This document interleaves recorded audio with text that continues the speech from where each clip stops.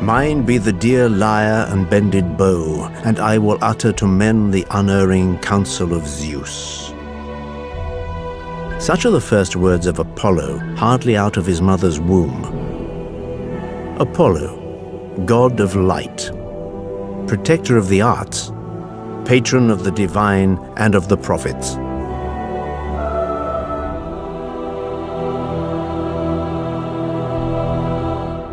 The sun beats down on the newborn babe, or rather babes. For next to Apollo sleeps his twin sister, Artemis. All around them an arid and desolate landscape. This island where their mother, Leto, the goddess of the night, finally found refuge, is truly a stone.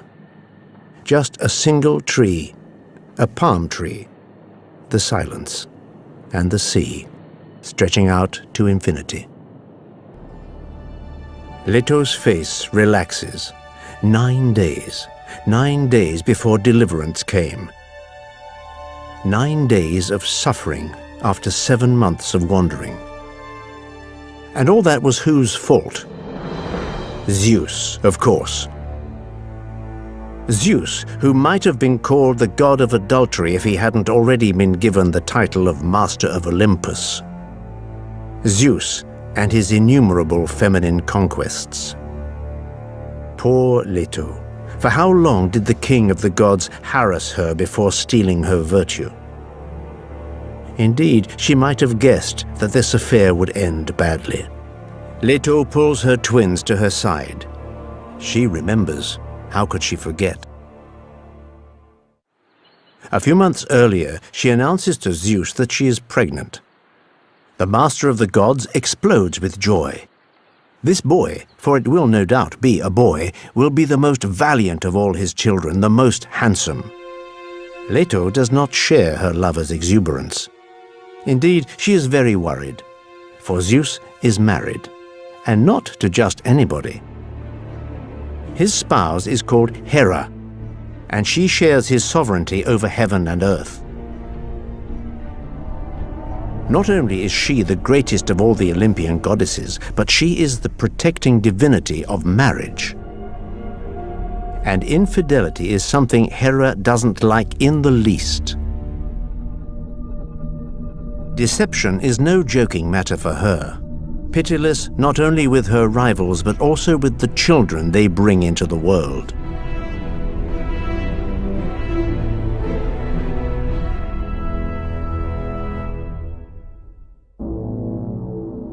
Of course, Leto could have pointed out that she hadn't wreaked havoc in an otherwise untroubled union. A short time earlier, the heavens had been witness to another clash. Having learnt that Zeus was on the point of committing a new infidelity, Hera had called upon Athena, Poseidon, and numerous other divinities for help. Together they had tried to chain Zeus. Alas, the project failed, and it didn't take long for the Master of Olympus to retaliate. As Hera was at the origin of the conspiracy, Zeus suspended her over the clouds, an anvil attached to each ankle. Despite her cries, no god dared come to her aid.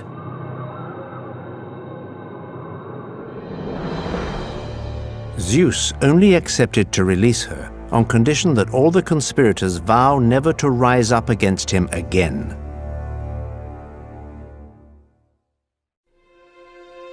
Leto's fears turned out to be justified. Zeus's cries of joy upon learning that his mistress is pregnant have reached as far as Hera's chamber, right up there on Olympus. Yet more deceit. This time, the goddess promises, her anger will know no bounds. To start with, she threatens bloody reprisals against anyone who offers Leto asylum. Next, she calls up a monster from the depths of the earth. Python the serpent. And she sets it on the heels of the unfortunate woman.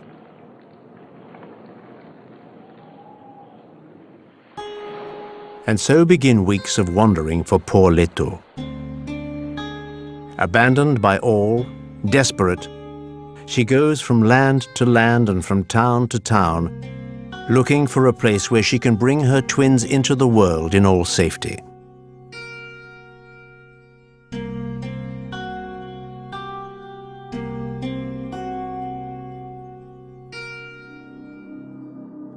But her path is strewn with closed doors and evasive glances.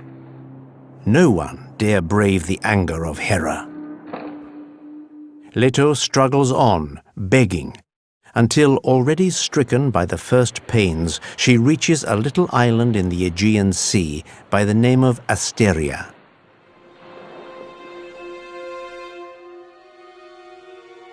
Asteria, that was the name of her sister. She too had once suffered Zeus's advances. But rather than give in, she had thrown herself into the sea.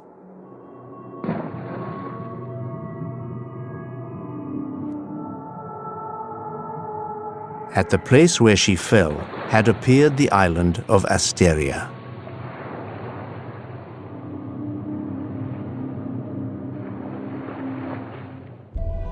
Leto seeks refuge on the island which was once her sister. She lies down at the foot of a palm tree. She first gives birth to a girl, Artemis, and then a boy, Apollo. So here he is, this magnificent god, this god of light, of music, and of poetry. 7 days later, and he's already out of nappies. He's already a superb boy with extraordinary strength.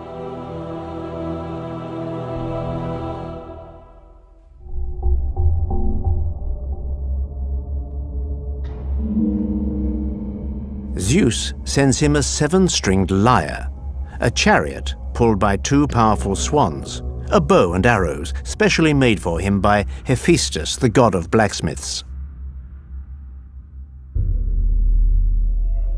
Immediately, Apollo decides to leave. He has a fixed purpose in mind: to be the one who reveals to mortals their destiny as well as the intentions of his father, the mighty Zeus. But for that, he must find a place where he can build his temple. Apollo climbs onto his chariot, leaves the island which, suddenly becoming fertile and green, takes the name of Delos, the Resplendent. But the swans who pull his chariot see things in a different way. They carry their passenger off to their own country beyond the north wind, the land of the Hyperboreans. It's a magic country. The gold that is found here is guarded by griffins. The people here are rich, happy, and never grow old. Here, Apollo is initiated into the mysteries of Zeus.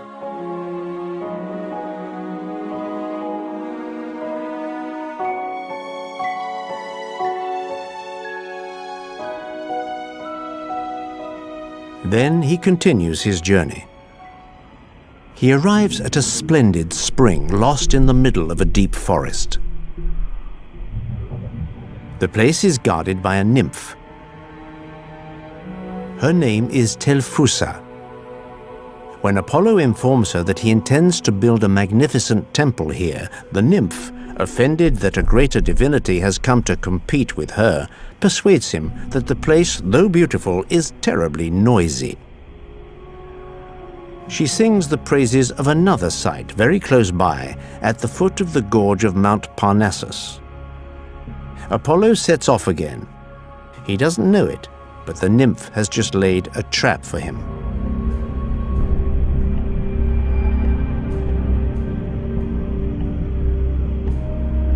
A few hours later, Apollo discovers a magnificent valley. The place does indeed seem perfect, but hardly has he started to mark out the foundations of his temple than a shadow silently slides up behind him. Python, the terrible serpent who was already hunting him in his mother's womb, Python had been here, awaiting his hour of revenge. The combat is incredibly violent.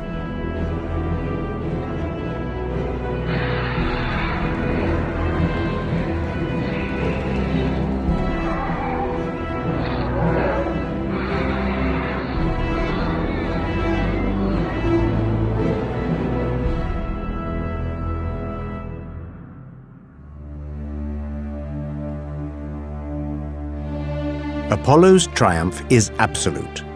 Yes, but he killed a god all the same. Gaia, the Mother Earth, who gave birth to this monster, is furious. She immediately reports this offense to Zeus. Zeus orders his son to go to the Vale of Tempe to purify himself. Apollo does more than this. He establishes the Pythic Games in memory of his beaten adversary. But what is a sanctuary without a priest? While looking out to sea in meditation, Apollo suddenly notices a vessel which seems to be in trouble. He leaps into action, takes the form of a dolphin, and reaches the boat. On board, he finds that the Cretan sailors are half dead from hunger, thirst, and fatigue. He promises to save them on condition that they accept never to go home and to faithfully serve him. Apollo leads the boat to shore and initiates the sailors into the divine secrets. On the pediment of the temple, he has the words, "Know thyself," engraved.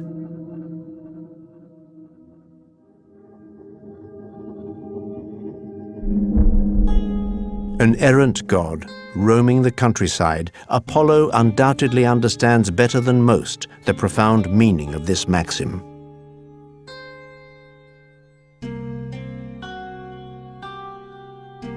It remains to find a name for the place. The sailors, turned priests, remark that it was in the form of a dolphin that Apollo had appeared to them. Dolphin, Delphis in Greek. Apollo approves. The site will be called Delphi.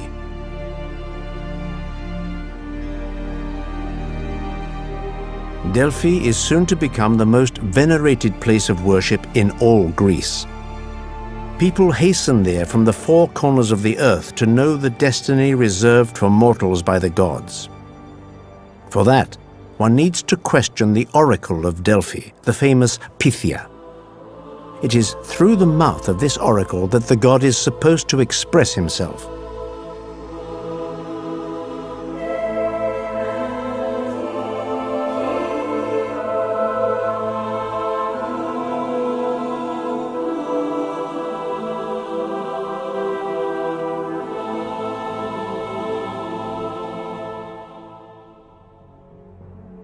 For the moment, the time of wandering is over, and the time of power can begin. Apollo makes a triumphant arrival on Olympus at the assembly of the gods. He is at the height of his glory. Alas, everyone has their dark side, even the gods. And although with his lyre Apollo enchants the immortals' stay, with his bow he renders men's lives impossible. And one quickly discovers that behind the delightful poet who frolics with the muses hides a bloody and violent archer. A queen, the arrogant Niobe, will learn this to her cost, and she won't be the only one. Niobe reigns over the town of Thebes. She had once been loved by Zeus, but had not deigned to give him children. However, Niobe was fertile. With her husband Amphion, she had brought into the world no less than 14 children. One day, spurred on by jealousy and grievance, Niobe boasts of her prodigious fertility and taunts the goddess Leto, who only has 2 twins, Artemis and Apollo. an unpardonable offense in Apollo's eyes. While Niobe's children are accompanying their mother on Mount Sipylus, Apollo approaches them and, without any qualms, bends his bow and lets fly his arrows. 14 arrows, 14 children. Total carnage.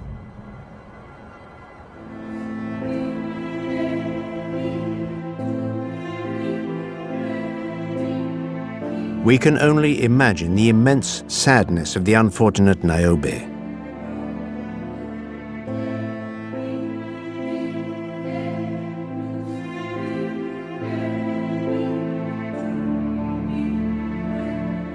Prostrate, she refuses to leave the tomb of her assassinated children and bewails them day and night until Zeus, taking pity on her, turns her into a rock streaming with tears.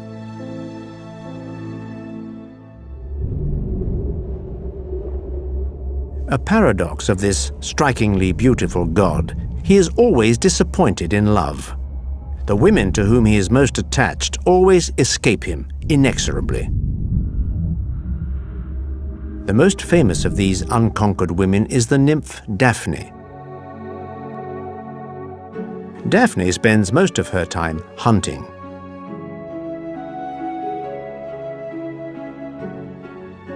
However, one day, Eros, the young god of love, who Apollo constantly teases for his weak archery skills, decides to play a game on the proud seducer. He pierces Apollo's heart with a golden arrow, which makes him fall in love with Daphne. Then he strikes Daphne with an arrow of lead, which renders her insensible to love. Apollo tries to court Daphne, but she obstinately refuses him. To avoid the god's persistent advances, she flees. Apollo chases after her.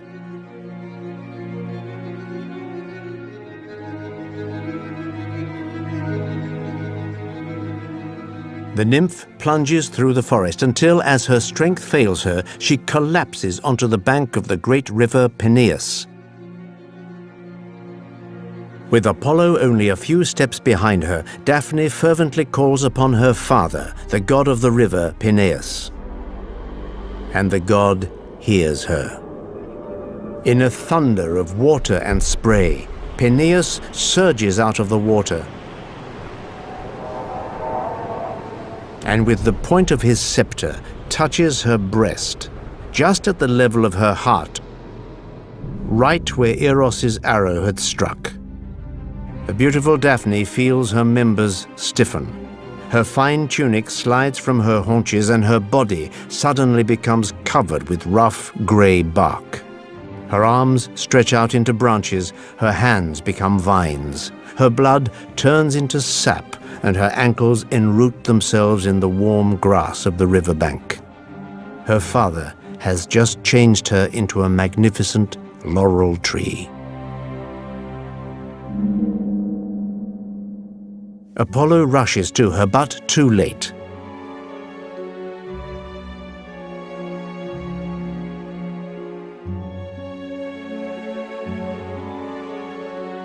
He can only grasp the smooth, frozen trunk. Under the bark, he feels Daphne's living heart beating. Beaten, broken, Apollo picks a branch from this laurel and decides that from now on, a branch of this sacred tree will decorate his lyre and adorn the heads of poets.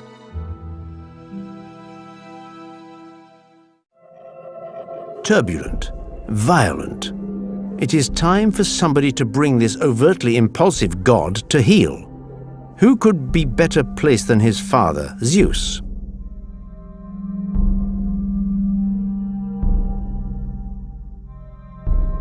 Apollo has just fallen in love once again. Her name is Coronis. She's the daughter of the king of Thessaly. Apollo and Coronis are happy. Coronis carries the god's child. but the princess, still pregnant, unfortunately falls under the charm of a simple mortal, a certain Ischys. It's a raven who the god has employed to watch over this beauty, who informs Apollo of this treason. His anger is, as always, implacable. Apollo starts by killing the poor raven, who, originally white, becomes black. Then he kills Ischys and Coronis. At the moment when the body of Coronis, laid out on the funeral pyre, is about to be consumed by flames, Apollo snatches from her breast the still living child. This child is Asclepius.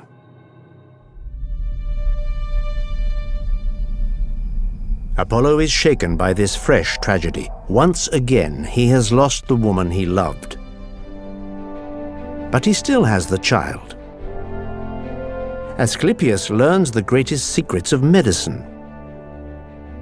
And soon he proves to be so gifted that he personally discovers the most incredible and insane remedy, the dream of humanity: how to resuscitate the dead. And he doesn't hesitate to use it. Asclepius resuscitates Orion, Hippolytus, Tyndareus, and then Lycurgus. Hades, the master of the underworld, is furious. What is happening is very serious. Asclepius is shaking the order which reigns between the gods and men. It is out of the question to let him carry on. Hades protests to Zeus. The master of Olympus shares his anger. Asclepius has gone much too far. So, without hesitation, Zeus strikes down the medical genius with a thunderbolt.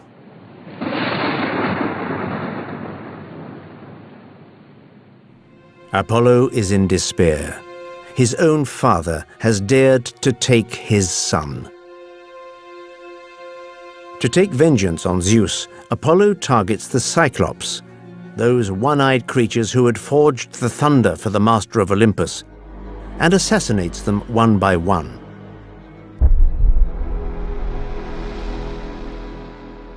Zeus is furious.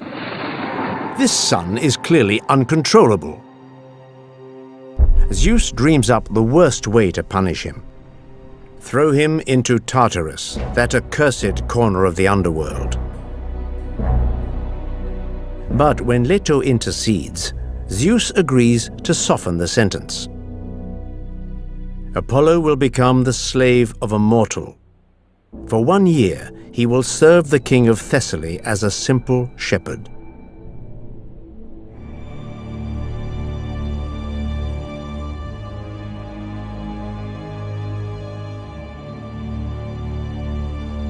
All is tragedy in the life of this god. All is complexity. Even in his loves, which are not limited to the feminine gender. For Apollo also loves men. 2 of his lovers come to dreadful ends, Hyacinth and Cyparissus. Hyacinth is accidentally killed by Apollo, who, to honor him, turns him into the flower. As for Cyparissus, in despair at the death of his favorite animal, he begs Apollo to put him to death. The god refuses, but faced with his friend's insistence, turns him into a cypress tree. One has to recognize that there's a certain genius in this god who, though unhappy, still finds the strength to lend beauty to sorrow.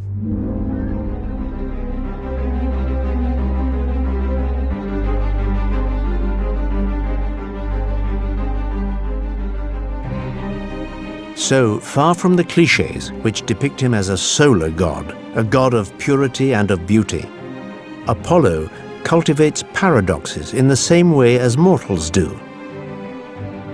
He is both shadow and light.